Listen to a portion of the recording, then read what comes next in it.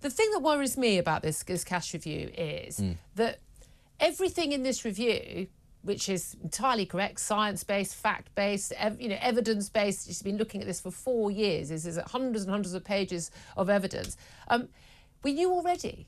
And all of the medics at the Tavistock Clinic and elsewhere knew all this already. We knew that giving puberty blockers to children was unevidenced. We knew there was no scientific evidence for whether this was good for children, whether this would save lives. We knew there was no long-term evidence about the impact. We knew that it made children infertile.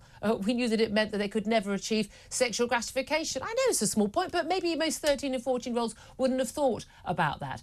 And we knew that children couldn't possibly, at that age, possibly understand that. Parents being told not to give their children more than half a paracetamol, being told, no, put your child on a puberty blocker. We knew there was evidence of long-term injuries to, or damage to brain function, to risk of cancers, and goodness knows what else. They knew all that. But they did it anyway. They also knew that most of the children turning up, asking for help, claiming they believed they were transgender, because, by the way, no child is transgender. They knew that most of those children either had autism or were suffering from post-abuse, neglect, or some other trauma.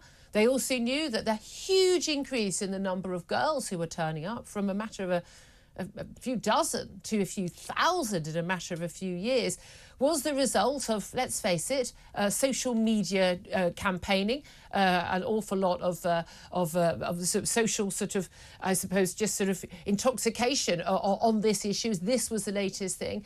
And that a lot of those girls were actually lesbians. They were actually young gay women who would have gone on to have a perfectly happy life as a young gay woman, but have been told, no, really, you're a boy.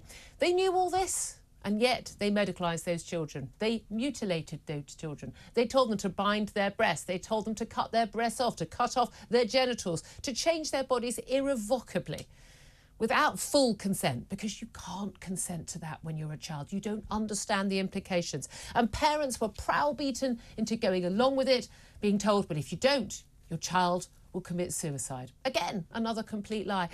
I have no idea what will happen now and whether or not all these recommendations will come into force. Some already have, some I suspect will be got round. But what I really don't understand is how any of the ideologues, the people pushing this, the political trans activists, and especially the doctors and the nurses who are carrying this out, how they sleep at night.